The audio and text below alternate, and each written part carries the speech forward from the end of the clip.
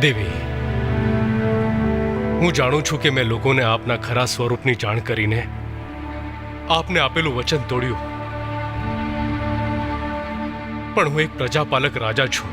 દેવી, એક રાજા હોવાથી પ્રજાનું હિત કરવું એ જ મારા માટે યોગ્ય ગણીને મેં આપણા સંસારનો વિચાર છોડી વિયોગ તથા સત્યનો માર્ગ જ યોગ્ય ગણી મેં પ્રજાને સત્ય જણાવી દીધું.